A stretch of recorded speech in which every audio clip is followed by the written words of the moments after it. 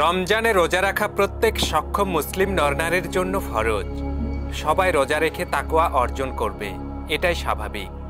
কিন্তু প্রশ্ন হচ্ছে, রোজা রাখার ক্ষেত্রে নারী ও পুরুষের ভূমিকা কি সমান?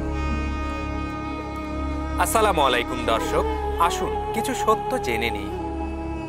হে ঈমানদারগণ, তোমাদের উপর রোজা ফরজ করা হয়েছে, যেমন ফরজ করা হয়েছিল তোমাদের পূর্ববর্তীদের উপর, যাতে তোমরা তাকওয়া অবলম্বন করতে পারো।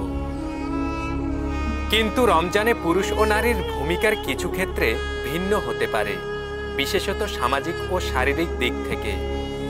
আসুন রমজানে পুরুষ ও নারীর সমতার ভারসাম্য জেনে নেই।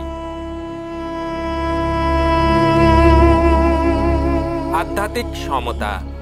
ইসলামী দৃষ্টিকোণ থেকে পুরুষ ও নারী উভয়েরই জন্য রোজার ফজিলত সমান। আল্লাহর নিকট তাকওয়া ও ইবাদতের মূল্য একরকম। শারীরিক ও পারিবারিক দায়িত্ব। নারীরা বিশেষ কিছু শারীরিক অবস্থার কারণে, যেমন মাসিক, গর্ভাবস্থা ও সন্তান প্রসব ইত্যাদি কারণে রোজা না রাখার অনুমতি পান, যা পুরুষদের ক্ষেত্রে প্রযোজ্য নয়। তবে এই রোজাগুলো পরবর্তীতে কাজা করতে হয়। ইবাদত ও ঘরোয়া দায়িত্ব। অনেক সমাজে নারীরা রমজানে পরিবারের জন্য ইফতার প্রস্তুতির বাড়তি দায়িত্ব পালন করেন, যা পুরুষদের তুলনায় বেশি চাপ সৃষ্টি করতে পারে। তবে ইসলামে পারস্পরিক সহযোগিতার শিক্ষা দেওয়া হয়েছে, তাই এই দায়িত্ব ভাগ করে নেওয়া উচিত। তারাবি ও মসজিদে ইবাদত।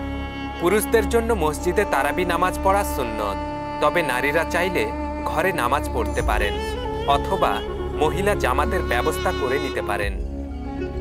সুতরাং রোজার মূল লক্ষ্য ও ফজিলতে নারী পুরুষের কোনো পার্থক্য নেই, তবে কিছু বাস্তবিক অবস্থার কারণে ভূমিকা ভিন্ন হতে পারে।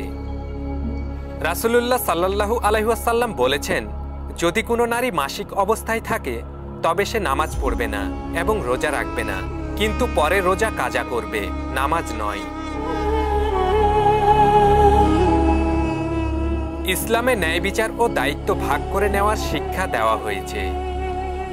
এই কারণেই রাসূল সাল্লাল্লাহু আলাইহি ওয়াসাল্লাম বলেছেন, তোমাদের মধ্যে সেই ব্যক্তি উত্তম যে তার পরিবারের প্রতি সর্বোত্তম।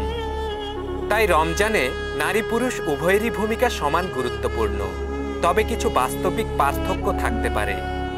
আল্লাহ তাকওয়া ও ইখলাসের ভিত্তিতে সবাইকে সওয়াব দান করেন।